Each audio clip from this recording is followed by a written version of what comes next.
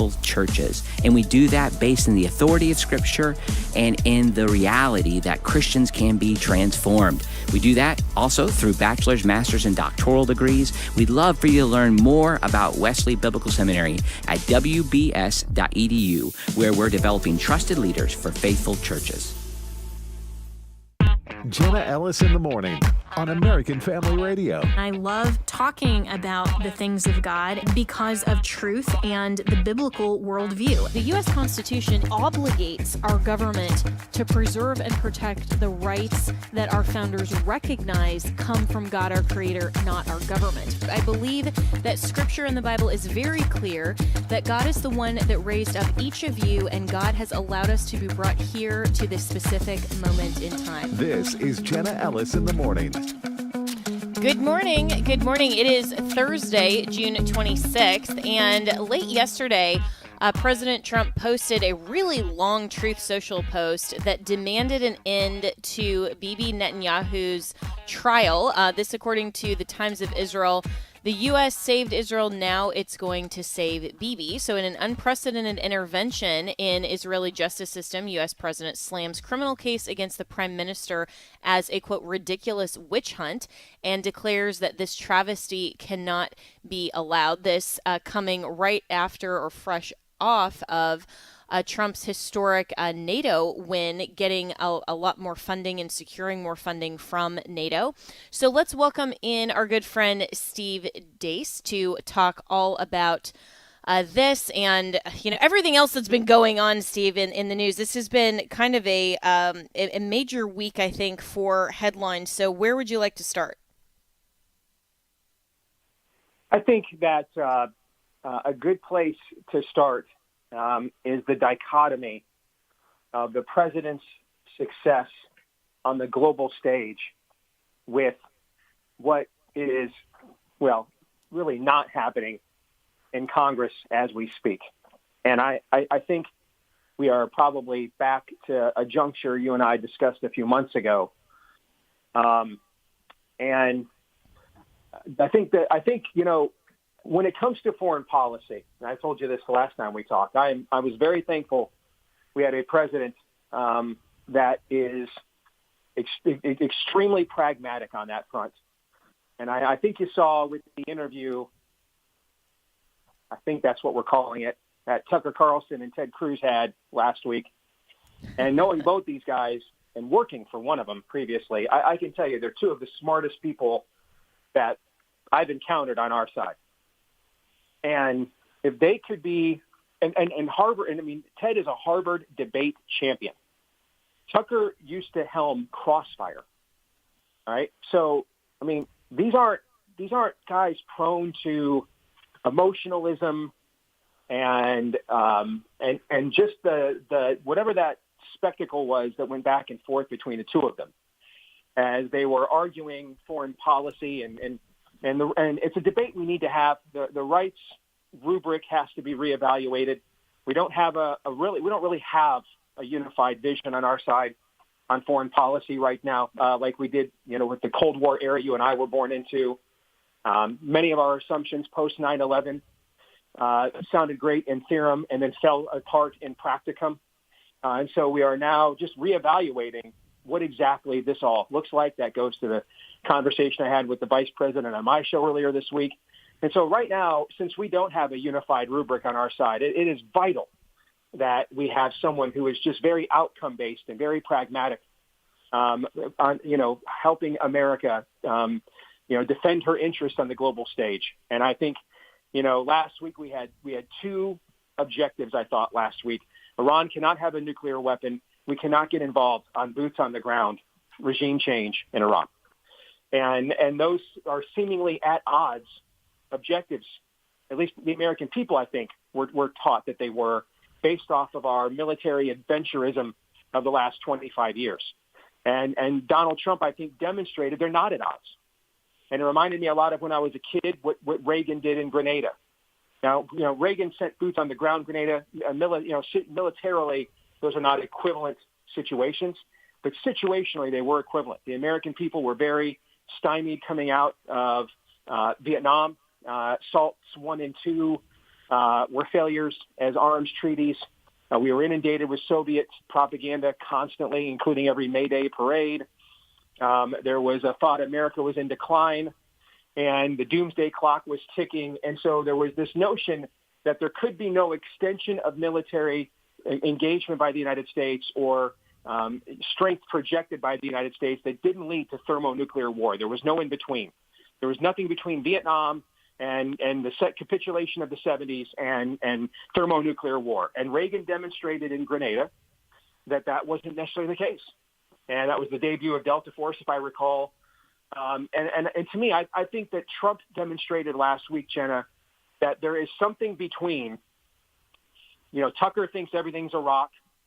Mark Levin thinks everything is 1981 or 1941, right? Everything's the Soviet Union. Everything is, Nazis. There's somewhere in between these two fallacies, and that we just cannot completely disengage from the world. I think there are some people in Tucker's world, as much as I love Tucker personally, I think sometimes him and his world communicate as if, it's like Democrats talking about gun control. Like, why don't we just pass war control, Jenna? And then the mullahs in Iran are like, oh, snap, gee. You know what? We have this nuclear program going, y'all. And then whatevs, peace out. They passed war control over there in D.C. I guess we're done here. Like evildoers, just see the signs. They're contemplating a mass shooting, and they're like, oh, snap, man, there's a no gun sign here. I guess we're going to peace out. Pour one out. We'll do this someplace else. Never works out that way. We have to live in the world as it is. But the language, and I love Mark Levin. I work with Mark Levin. But the language of Mark Levin, Lindsey Graham, everything's 1941, everything's 1981. There's got to be a place for reasoned response and projection of American strength and might on the global stage, somewhere between, if we make a move, we can't do anything. We're the trapped country. We're the world's lone superpower, but yet that's the Tucker view. If we move, there'll always be 14 things that'll happen as a result, and the whole world will get blown to hell, okay? And then there's the Mark Levin move of we have to do everything. We got to be the mall cop of the world. There's got to be something in between that, and I think Trump found that in between this week. And I thought it was tremendous leadership that he demonstrated. So I think this will do for his term what Grenada did for Reagan in his term. It's a reset of American strength and power on the global stage. Hey, just because we don't think we are the Peace Corps with tanks doesn't mean you can step to us. So don't. I gave Iran 60 days. And on what day 63, 64, I told them, I keep my word. Don't mess with me. That's powerful and potent. But I do think now this is on the domestic side, Jenna, where he's going to need to get more ideological. And it's funny, on the global side is where we need a Trump pragmatist, and on the domestic side is kind of where we do need the kind of ideologues, that you and I tend to favor. And this because it is very clear that, and you saw this in Trump's first term with the repealing of Obamacare. Just put a repeal of Obamacare on my desk and I'll sign it. Well, Paul Ryan puts a repeal of Obamacare on his desk that doesn't repeal Obamacare. It gets rid of all the subsidies that would stop the program from going broke. It does take the corporate mandate away so that the businesses don't have to pay a mandate to sign in, but the individuals have to. In other words, it's a piece of corporatist filth. It fulfills every Democrat commercial they've ever run against our side, you and I's entire lifetimes, right? And so it wasn't a repeal. And what ends up happening is some good people in Congress that are friends of people like you and I push back on this, and then they start getting calls to their office saying, why aren't you working with President Trump to repeal Obamacare? And they're like, this doesn't repeal Obamacare. That's what's going to happen with the Senate and this big, beautiful bill. If he does not draw some ideological lines with John Thune, and I don't want to hear any more blaming of the Senate parliamentarian. That's not the majority leader of the Senate. John Thune is. All right? And so he's going to have to we all debated whether there was enough good stuff in the first iteration of this bill to justify what it doesn't do. And I think that it does. And I would even make a broader argument, which is that it would just be a bad look for what Trump is trying to do on the global stage to have him fail at home to pass the signature piece of domestic legislation he wants. But now what the Senate is doing is everything they put in there to get the guys you and I like to vote for this thing down the stretch, the Senate's just stripping it bare. All right. And I mean, listen, if you like untapped AI, this is the bill for you. That's essentially all that it is. Now it's just the grift and unfettered AI. And he's in risk of having this thing fail when it comes back to conference committee. He cannot lose very many votes. And I'm just going to tell you right now, one of my best friends, Chip Roy, is not voting for this bill that's coming back over from the Senate. No way he's voting for that. And Chip is not going to be pressured or leveraged because Chip doesn't care if he's in the Congress for another 10 years or another 10 minutes. So we have seen the president on the domestic side way more willing to exert pressure on his right than on the center or the left of the party. He's going to have to do that really for the first time here, or this thing won't pass. And when you get into global interests and things are very complicated, and the Saudis are the country that gave us 9/11, and it's a country that doesn't like Shiaism but likes Wahhabism. If you can avoid, since you're not a native of these countries, if you're as shrewd and clever as Donald Trump is, you can avoid a lot of the on-the-ground political divisions and just come right off the top rope by serving people's self-interest. And that works out very well on the global stage. And that's why he is a fantastic foreign policy president. But on the domestic side now, when you're up against entrenched ideological factions, right? And you saw this during COVID. Well, these guys have been in the healthcare bureaucracy for 40 years. I'm sure that all they care about, they're non-ideological. All they care about is just helping people, and they'll give me the best recommendations. No, bro, that's entirely the opposite is true, actually. He is going to have to get more ideological. He's going to have to get more Stephen Miller, frankly, if he wants this bill to pass.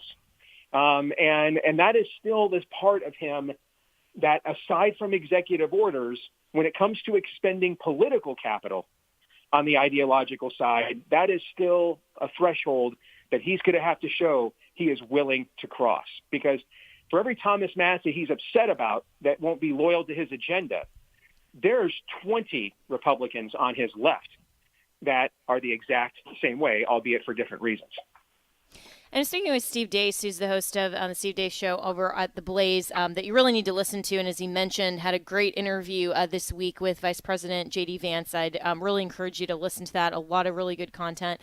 And Steve, I don't know that anyone has really characterized Donald Trump as being ideological, and I don't know that that's even within his realm of reality. I mean, he's very much the art of the deal, the pragmatist, and so I think this is where and you've really pinpointed where the entire MAGA base is dividing right now between ideological consistency and the need to adapt a rapidly changing reality, both home and abroad, and this really genuine love of the pragmatism that Trump has shown. So how do we balance the line between what, our good friend Josh Hammer would call principled loserdom with this, not being so ideological that we miss the current wins, with the pragmatism that just loses all ideological grounding and mooring in traditional conservatism?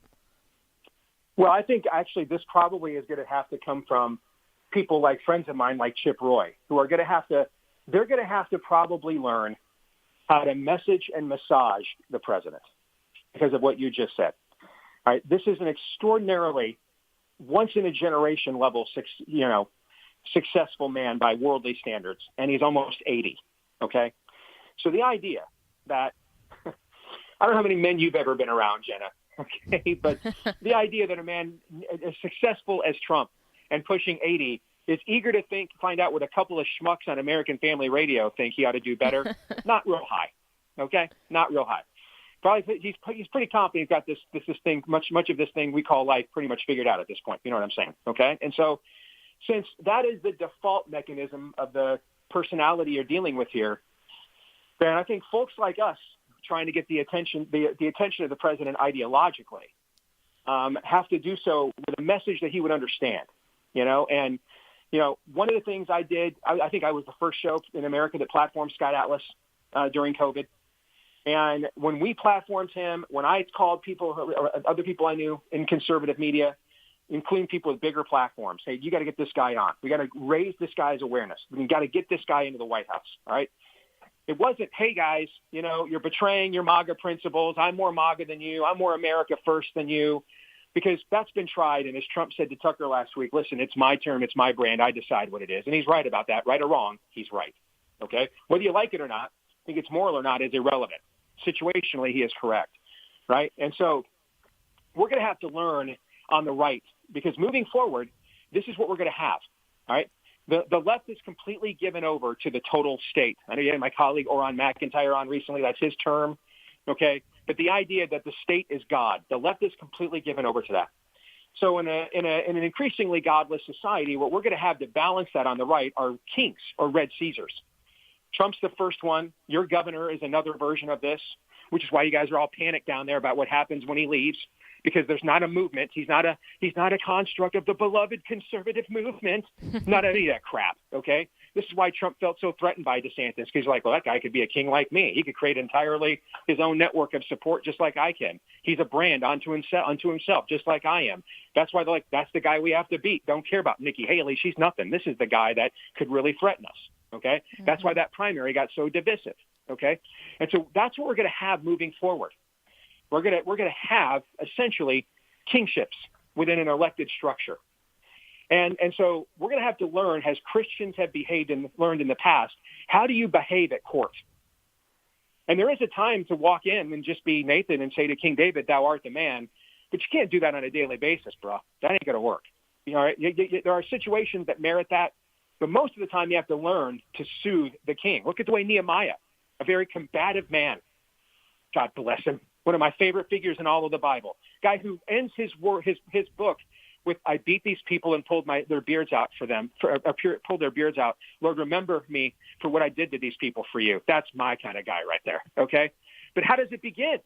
He's very humble before the king. If it would just, I'd be honored if you'd send me back home. He learns, even this combative man learns how to behave and get his way at court.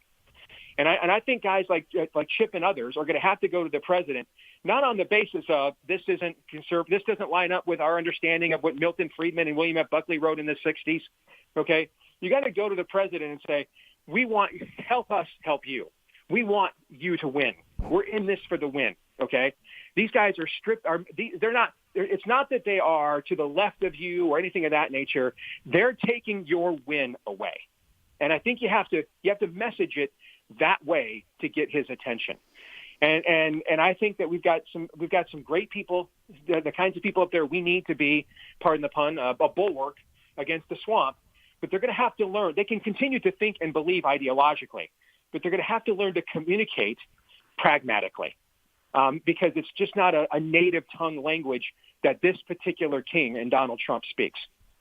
And I agree with you 100%. And I think we learned that even in the first term, and with how different of a president and just individual that Donald Trump is. And he's not persuaded by the same types of arguments or the whole, Reagan-esque view that is ideologically the kind of our who we set up as like the beacon of conservatism. And that's not really persuasive, because it's like, yeah, okay, that's great, but I'm going to go do what I think is best. And that was a departure from a traditional conservative angle that, here is the wheelhouse, and we all stay within that if we want to be conservatives, because these are our principles, these are our grounding. And Trump just completely changed that whole conversation. So haven't we already learned that? And why are we in the second term thinking that this and messaging this differently to somebody like Trump is somehow like we're in the first 4 months of his first term? I mean, a lot of conservatives, I think, should have learned that over the last 8 years. Well, you're also dealing with other successful men, and they're maybe not 80, might be in their 50s. There's only 435 people elected to the job of United States Congress in the whole world. And these are other successful men, and they have their own tendencies, and they have their own understandings of how things operate and how things work, and the way that they want them to work, and what they think they're good at, and what they think they're important for. So I mean, listen, Jenna, there is no more devastating manifestation of human sinfulness on the earth than the fragility of the male ego. Okay? So, I mean, it has destroyed more families. It has spawned more wars than any other manifestation of human sin. And I just think a lot of people don't want to acknowledge, including even people I like and hold in high regard, don't want to acknowledge how the political ecosystem is going to operate. And they want to think that they're part of some American Renaissance. And that's not where we are, okay? We are in a post-truth culture. We're in a post-Christian culture. Now, what we're figuring out, we're seeing Christian identity in America on the increase for the first time in 50 years. We're seeing young men on the increase to the church for the first time in 50 years, but it's not to the typical churches we're used to seeing. It's not to the Southern Baptist Convention, for example. That's why I went and spoke there 2 weeks ago, because I'm concerned, all right, with the trajectory that they are on. It's to Catholicism and Reform theology. Two variations of Christianity that have largely been on the outskirts of what we understand within contemporary evangelicalism for pretty much you and I's entire lifetimes, okay? So we need to understand, why is that? And why are they flocking there? What is it about those two vestiges that attracts these young men? And do you understand what Reformed theology and Catholicism teach about Israel, for example? Even though, this is the clash that came out of the Reformation, both the Pope and Luther agreed. They thought the nation of Israel was finished. It was never returning. It was done. It finished. All right. Jesus said that covenant is finished. And then the apostolic era watched it be finished in the within that generation, both of the destruction of the temple and then the destruction of Jerusalem, and Emperor Titus renaming it Palestine to troll the Jews. And the Christian Jews evacuated the area and fled, just as Jesus commanded in the Olivet Discourse. All right. So that was their view. Right. Well, these young men are inheriting this view now as they flock to these denominations that put a huge emphasis on intellectual, thought and cultural engagement and missiology and responsibility more than just to ask Jesus in your heart once, okay, that there's more going on here than I walked an aisle teary-eyed once. Okay, what happens with the rest of this thing called my faith, right? And so they're inheriting some of these ideologies that also impact the way they see foreign policy differently. So we're in the midst of a generational change. And you and I's generation is the in-between generation.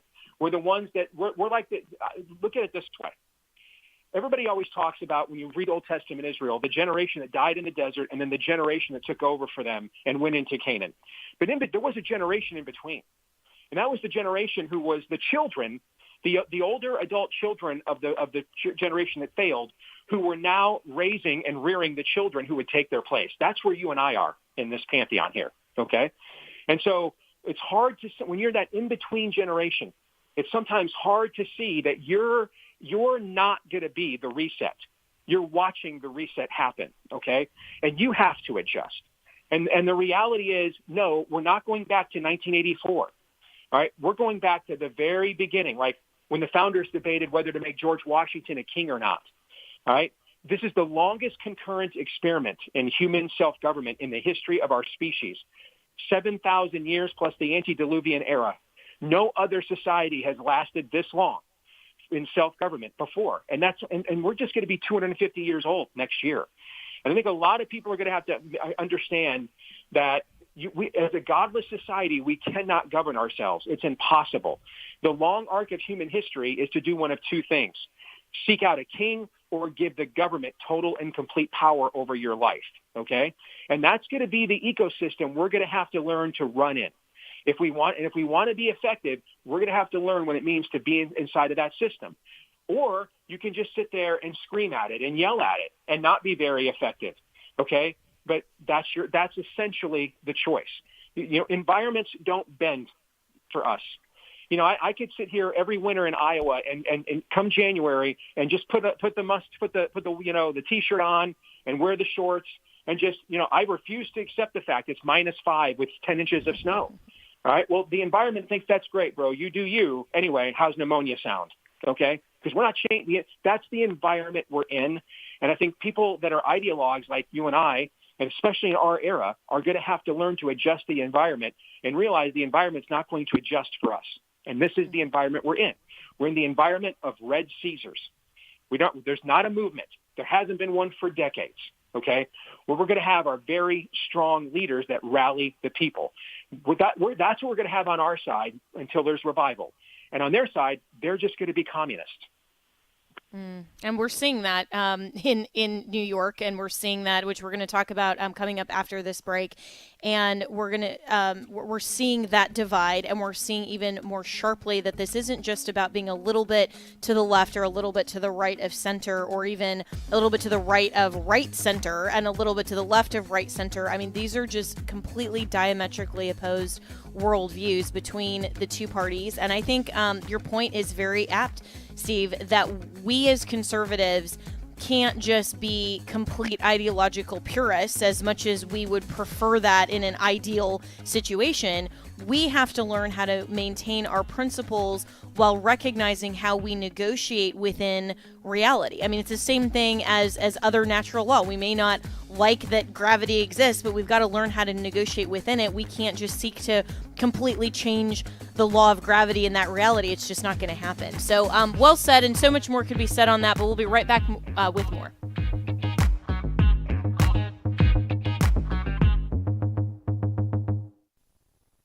This is Abraham Hamilton III with AFR, and we're sending Bibles. Here's Michael with Bible League International. Will you be the answer to the prayers of these waiting Christians in Africa? Dorcas is a widowed mother of 3 in Ethiopia. Her husband was murdered by the Al-Shabaab terrorist cell that hates Christians, but she wants to raise her children to know and love Jesus. She's praying for a Bible. Anya is a housekeeper in South Africa. When she became a believer, her entire family shunned her, but she's praying for a Bible. There is an incredible shortage of Bibles in Africa, and you can do something about it today. I've seen people, there are those who have been looking for the scripture for a number of years. Giving a Bible to somebody is the greatest gift you can give somebody in life. AFR listening family, you've blessed 14,000 Bibleless believers in Africa to this point. We've got 2,000 to go, so please, at $5 a Bible, $100 sends 20, $500 sends 100. Will you pray and call 800-YES-WORD? 800-YES-WORD. That's 800-YES-WORD. Or give it sendbiblesnow.org. That's sendbiblesnow.org.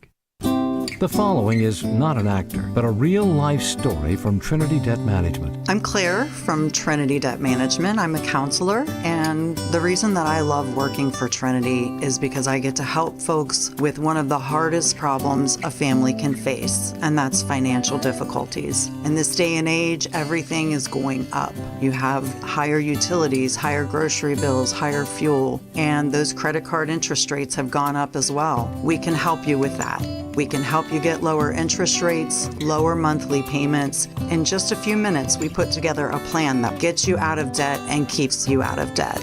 I love my job. It's a great program and a very smart way to find debt relief. If credit card debt has you down, call Trinity at 1-800-788-1813. I'm Claire, a Trinity counselor. Call me and become debt-free for keeps. 1-800-788-1813. Hello, Americans. I'm Todd Starn. Stand by for news and commentary next. President Reagan once called the Western White House his open cathedral. It's a bit ironic because Reagan's ranch is hardly palatial by the world standards. It's not the Ritz-Carlton, just a simple ranch house on more than 600 acres of pristine mountain land. Reagan spent many years there riding horses and chopping wood, reflecting on life. There was a specific place that brought him great comfort on the ranch, a clearing known as the Psalm 121 Overlook. From that vantage point, Reagan could see the rolling hills and mountains, even the Pacific Ocean. I look to the hills, from whence cometh my strength. My help cometh from the Lord, the maker of heaven and earth.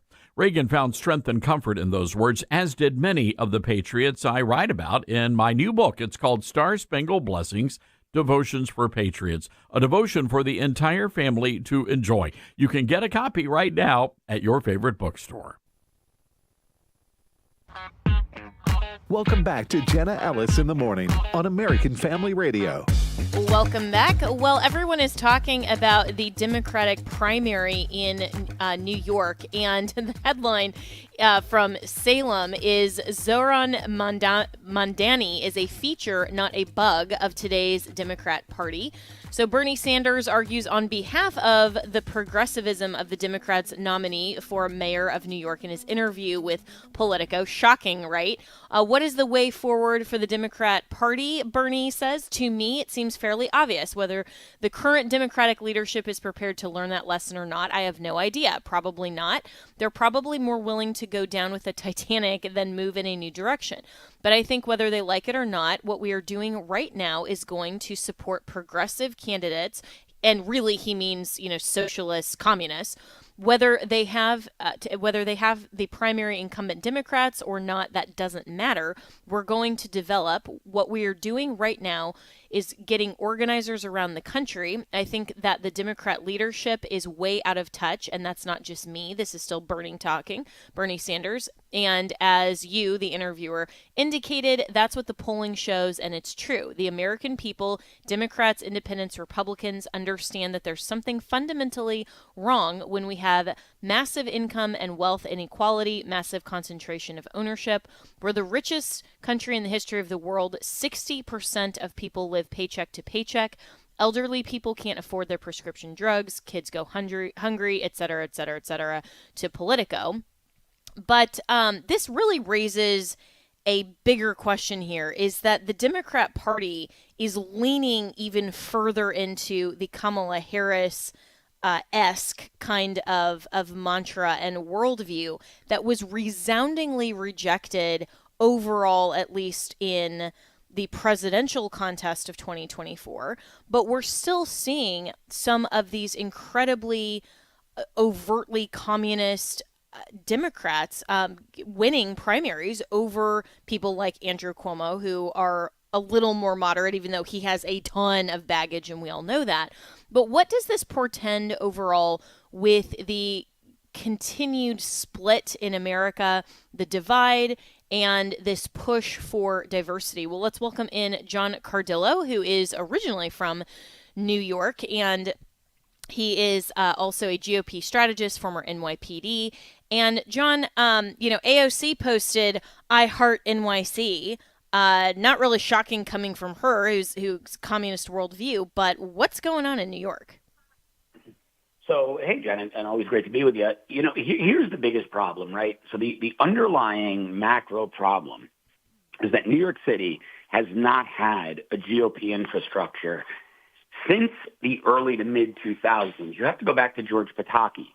So George Pataki and his people, and there were some very wealthy guys around Pataki who were the New York State GOP. You had guys like Peter Calico, who was a major real estate developer in New York, very wealthy guy. You had the Mack brothers, real estate developers. The family was worth a few $1 billion even back then. When Pataki turned out, he took that Republican infrastructure with him because by that point, these were all guys in their mid-60s, all very wealthy, most of them literal billionaires. And with all those relationships, they went out to build the family fortunes even more. And that was fine. That was okay. That was their prerogative. But it was very short-sighted because they never fielded replacements. So there was a massive vacuum. The GOP never filled it. The Democrats did. And New York City and New York State have been institutionally Democrat ever since. Now, the problem we run into with Mamdani is the guy is insane. I mean, I put something up on X this morning. I said he's like a naive, learning disabled 9-year-old with an untenable socialism wish list. The other big problem in New York City, Jenna, is that voter turnout in New York City is always abysmally low, right? I mean, when de Blasio won the general election back in his first year, right, Bloomberg was termed in 2013, there was only 17% voter turnout in the general election. So New York City elections are won and lost, not on TV, not on social media, not on radio. They're won and lost at the grassroots level with door knocking and ballot harvesting. Now Mamdani has that Democrat machine behind him. He's got the foot soldiers from the unions. And you've got some of the most radically left unions in the world in New York City, right? New York City is the one place where the AFL-CIO and SEIU have a nexus, and that nexus is the UFT, the United Federation of Teachers. Because the UFT is an SEIU subsidiary, but they also fall under the American Federation of Teachers, which is AFL-CIO. And so you've got that they're 250,000 members strong. That one union, 250,000 members. All of them, I should say, a vast majority of them are the foot soldiers for these Democratic candidates. They knock the doors, they harvest the ballots.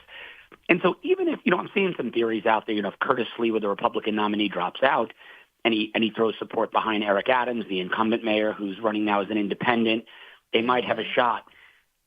I'm a little more pessimistic because without that Democrat machine behind you on the ground, knocking doors, harvesting ballots, it's nearly impossible to win in New York City. It's how AOC won.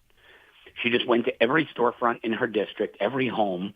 She had an army of radical left Dems out there doing it with her, and she harvested those votes, right? She engaged. Adams is an independent. Sliwa he's a non-issue. He can't win. He's kind of a comical character at this point. He keeps the beret on from back in the day and just rants and raves. But the real problem here is Mamdani, has that massive Democrat Party machine behind him, and it's very tough to beat.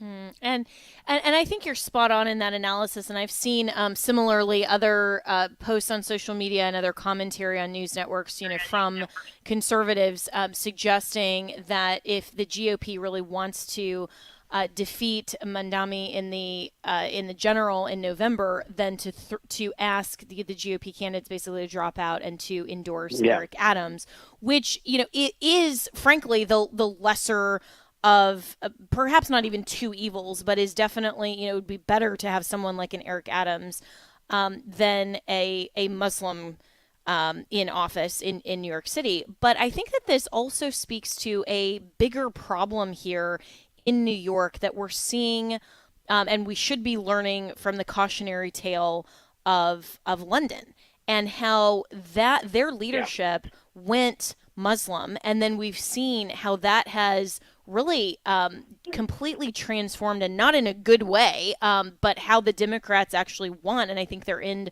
goal and their preference. It's changed London in a lot of ways that are making it a much more dangerous city.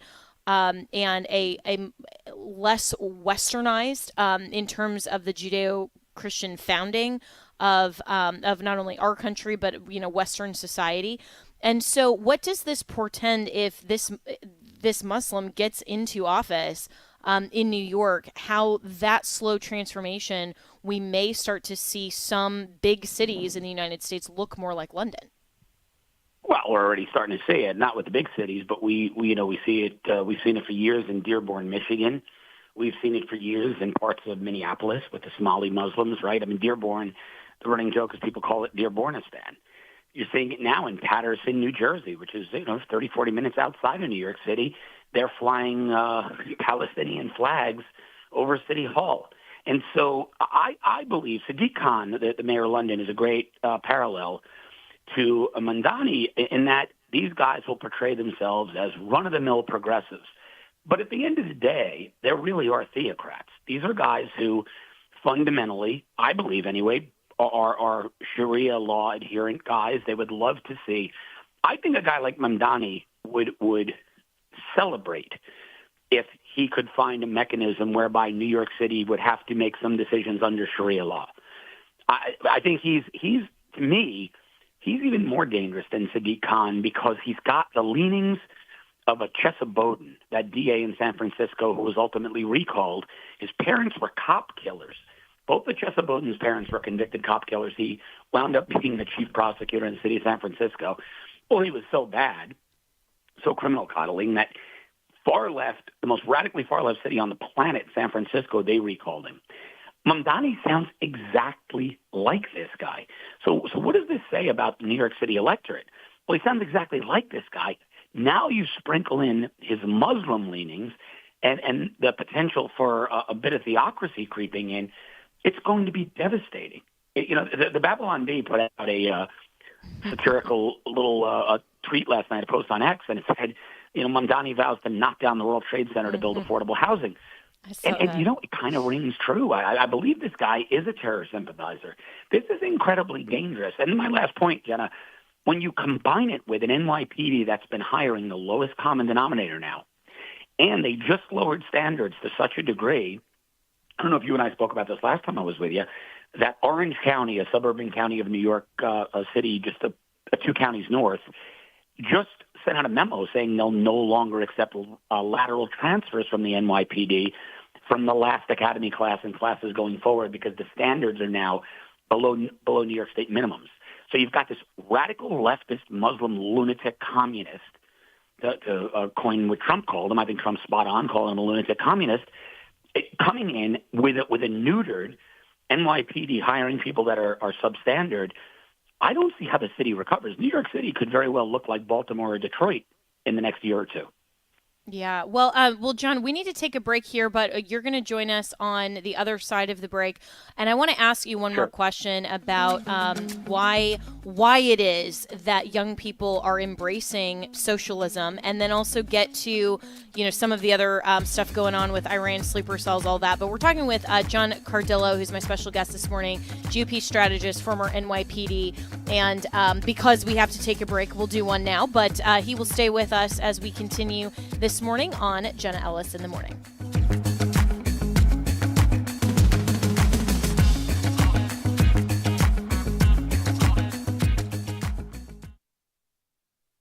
That Roe was overturned. The pro-choicers are very energized. They are winning the arguments and elections. We need to win them back. The people who bring you Wretched Radio have produced a powerful, persuasive, and proactive 13-lesson video series to help. You don't need a PhD to tell you that human life is more valuable than the life of the ants. Order Life is Best at shop.wretched.org. And listen to Wretched Radio Saturday nights at 10 Central on American Family Radio. How can believers work together to strengthen Christ's church? And what should Christians expect when our culture drifts from biblical values? This week on Pathway to Victory, Dr. Robert Jeffress explains how spiritual gifts build up the body of Christ and prepares us for the challenging times ahead.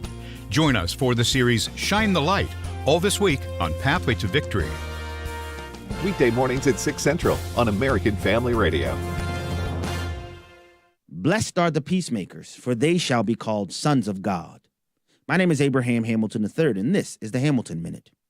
Soon after the U.S. military dropped the MOP bunker-busting bombs on Iran's nuclear facilities, President Trump announced a ceasefire had been agreed to by Israel and Iran. However, within an hour of the announcement, Israel and Iran resumed exchanging fire. President Trump was clearly upset with both nations. For the moment, the ceasefire seems to be back on. I hope and pray that the ceasefire holds. I also wonder how long peace can endure with the maniacal, demonically motivated terrorist regime. May God give President Trump and his cabinet wisdom to navigate this critical moment. Listen each weekday from 5 to 6 p.m. Central for the Hamilton Corner with Abraham Hamilton III, public policy analyst for the American Family Association.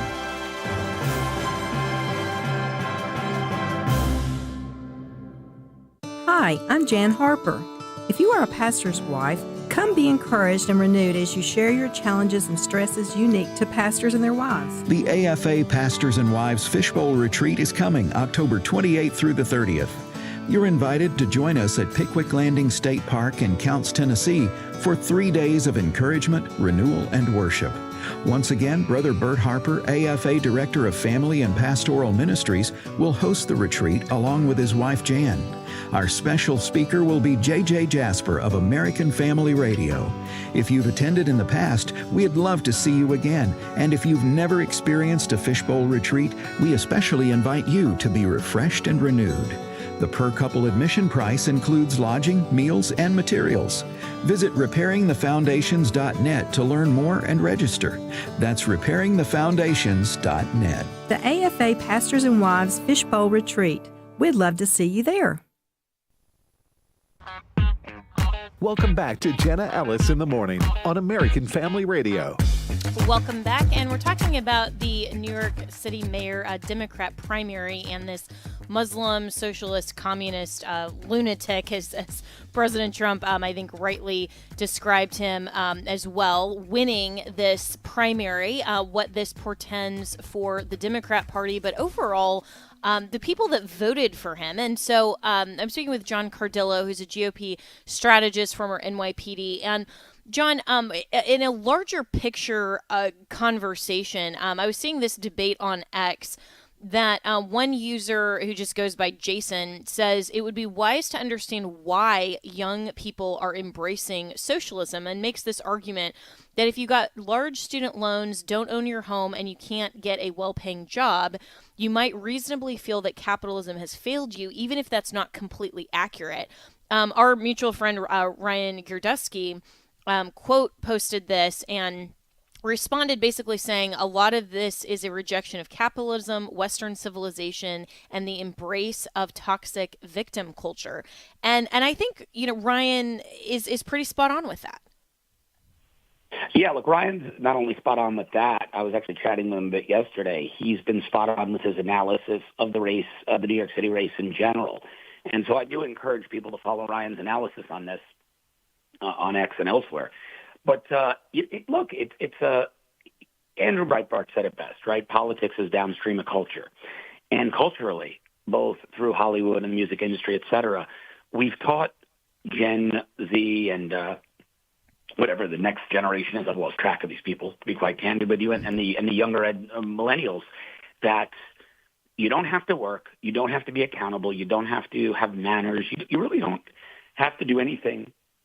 You're entitled to everything. Now, the COVID scam didn't help that, right? People got free money to do nothing.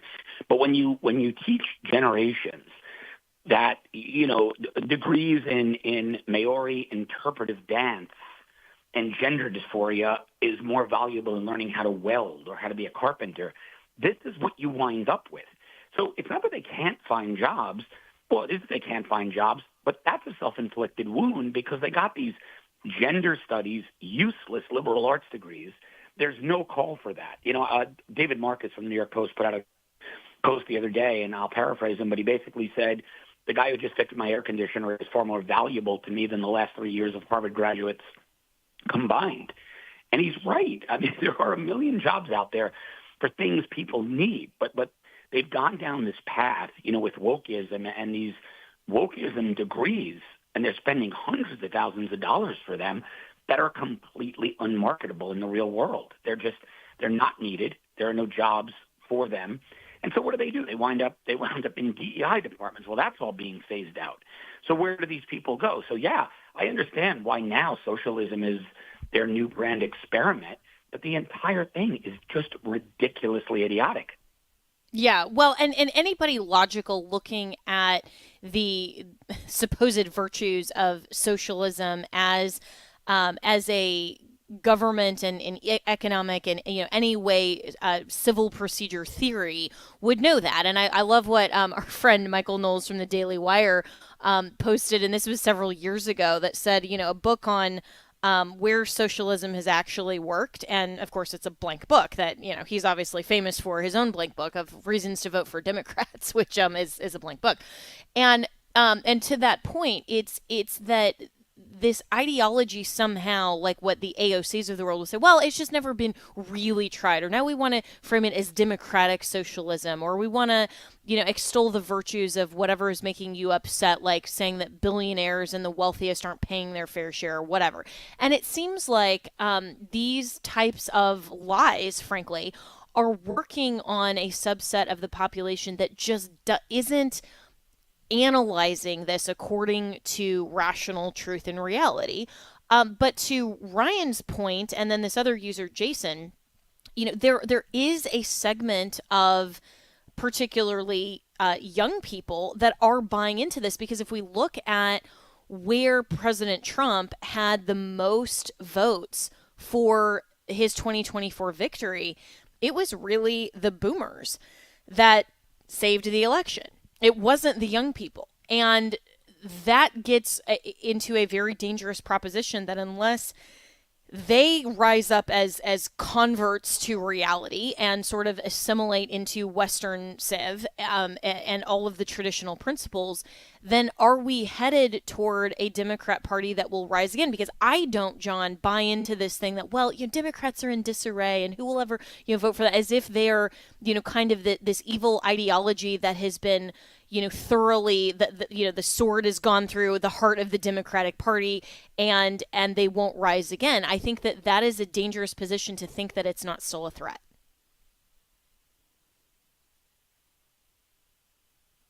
And do we still have John? Sorry about that. I had you guys on mute for the while you were chatting. So Jenna, you and I have discussed this so many times. American politics is a pendulum, right? It swings. It's always going to swing from left to right.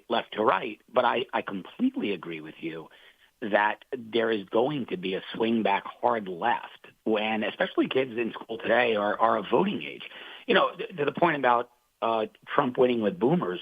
Had Cuomo not killed so many boomers in nursing homes during COVID, the electorate might have turned out differently for him. But again, like I said earlier, not to beat that dead horse, New York City voter turnout is always abysmally low. De Blasio, like I said, won with 17% in the general. But these younger generations, I think they're going to swing back very hard left because if you look at what they're absorbing culturally, online, right, and on television to the degree that they even watch TV anymore, but mostly via digital content, the messaging, the subliminal messaging is radically far left. The other thing about culture is someone raised a really interesting point on X about Mamdani, his campaign ads. Now, his mom's a filmmaker. If you watch his campaign ads, they use filters that soften it up and warm it up and make it almost look like the 1990s, early 2000s when New York City was doing really well. And so he's subliminally creating this image of himself that he's going to bring New York City back to his glory days. Most people don't listen to the message. They're visual, especially the younger generation. They're visual consumers.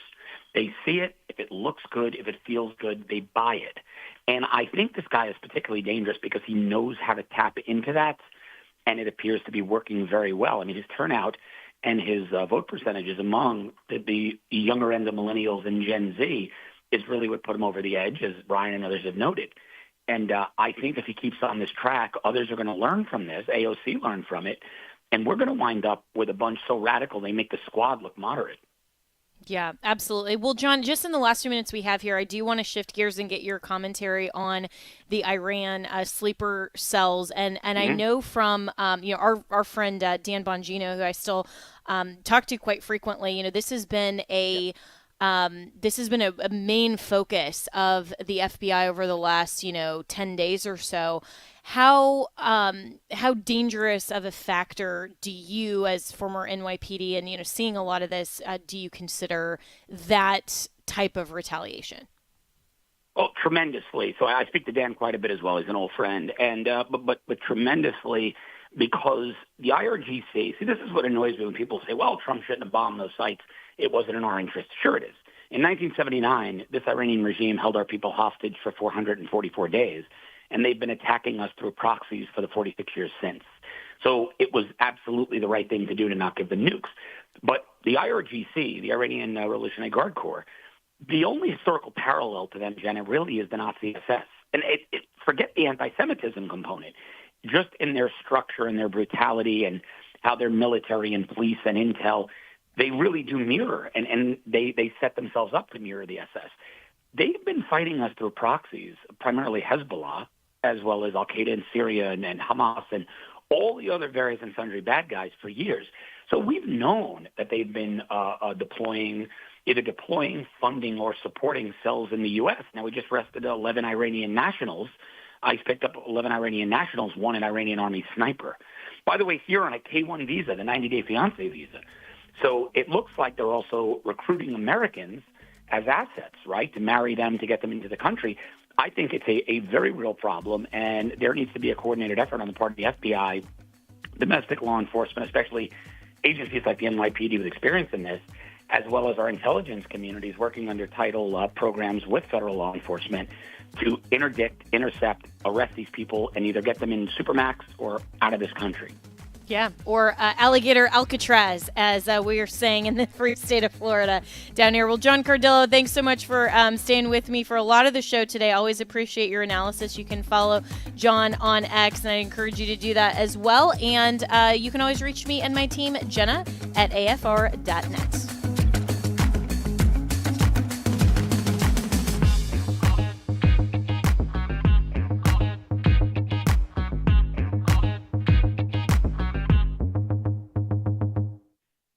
The views and opinions expressed in this broadcast